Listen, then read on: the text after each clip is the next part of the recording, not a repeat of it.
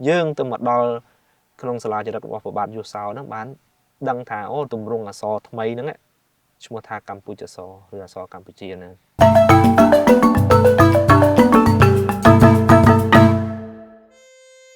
trongចំណុចនេះខ្ញុំចង់ជំរាបសួរលោកគ្រូថាអាចថាជាបដិវត្តនៃអក្សរសាស្ត្រខ្មែរបានដែរទេលោកគ្រូហើយយើង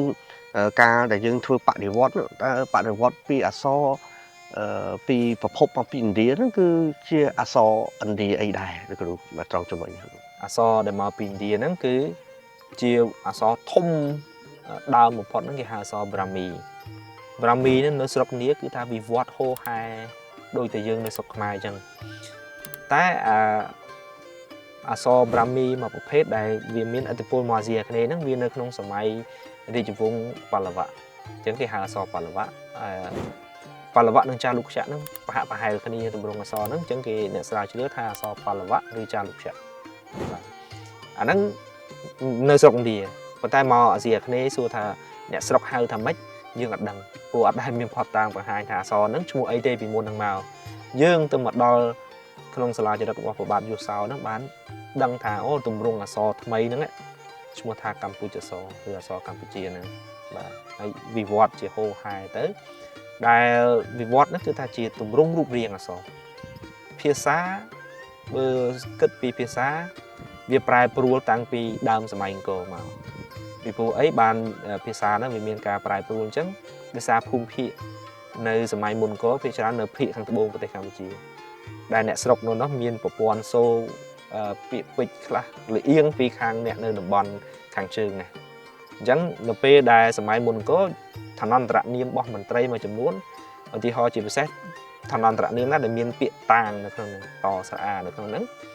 នៅពេលដែលចូលមកដល់សម័យអង្គរស្រាប់តែវិវត្តទៅជាតេងតស្រអេនិងងវិញដោយសារអ្នកស្រុកខាងនេះបញ្ចេញសូរតាមរបៀបហ្នឹងតាមរបៀបស្រអេខាងនោះស្រអាអញ្ចឹងវាចាប់ផ្ដើមមានប្រែប្រួលពាក្យពេចន៍ខ្លះដោយសាររឿងកត្តាភូមិសាស្ត្រដែលអ្នកស្រុកនិយាយផ្សេងគ្នាហើយដល់ពេលមូលដ្ឋាននៅតំបន់អង្គរនេះខ្លាយទៅជាមជ្ឈមណ្ឌលកណ្ដាលភាសាហ្នឹងវាចាប់ផ្ដើមរីកទៅតំបន់ផ្សេងវិញនៅសម័យមុនអង្គរទីតាំងនៅខាងផ្នែកភាគខាងត្បូងអញ្ចឹងនៅខាងនោះក៏មានឥទ្ធិពលភាសាជះមកខាងនេះវិញដែរជះមកខាងនេះដូចគ្នាអញ្ចឹងអ្នកស្រាវជ្រាវគេសន្និដ្ឋានអញ្ចឹង